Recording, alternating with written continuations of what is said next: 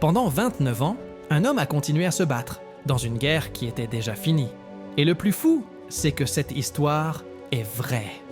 Il s'appelait Hiroo Onoda, un jeune japonais de 22 ans, formé au renseignement militaire.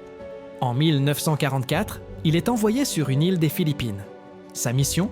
Ne jamais se rendre, ne jamais quitter son poste et tenir jusqu'au retour de l'armée japonaise. À cette époque, il croit servir son pays.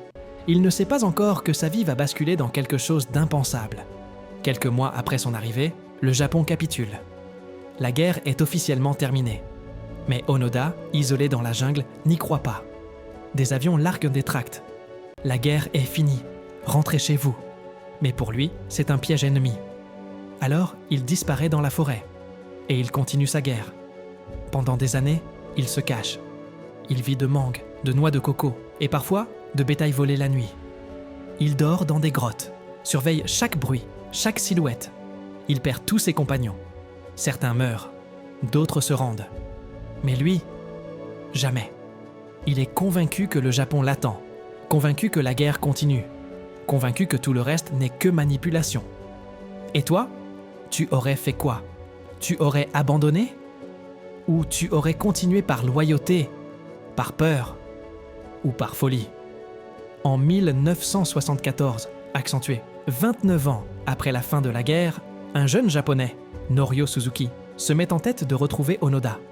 Tout le monde le croit mort, mais Suzuki le trouve, miraculeusement, au milieu de la jungle. Onoda le met en joue. Il ne fait confiance à personne. La guerre est finie, lui dit Suzuki. Silence. Onoda répond « Je ne déposerai les armes que si mon commandant me le demande. » Alors Suzuki retourne au Japon. Il retrouve l'ancien commandant d'Onoda, désormais libraire, et ensemble, ils retournent dans la jungle. Quand le vieil officier apparaît devant Onoda, le soldat se fige. Il comprend. Le Japon a changé. Le monde a changé. Et lui est resté bloqué 29 ans dans le passé. Onoda remet son fusil. Il demande pardon pour les victimes qu'il a faites, croyant être en guerre. Il rentre au Japon comme une légende, mais aussi comme un homme perdu. Il ne reconnaît rien. Les voitures, les immeubles, la mode, tout est trop moderne, trop rapide, trop bruyant. Alors il part vivre au Brésil, loin du monde, parce qu'après presque 3 décennies dans la jungle, civilisation et liberté ne veulent plus dire la même chose. Cette histoire vraie nous rappelle une chose. Parfois, on reste prisonnier de nos propres certitudes, même quand le monde entier a changé. Et toi ?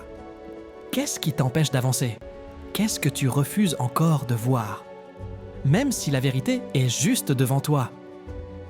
Si tu veux d'autres histoires incroyables, d'autres histoires que la vie a vraiment écrites, abonne-toi à la chaîne. Tu ne veux pas manquer la prochaine.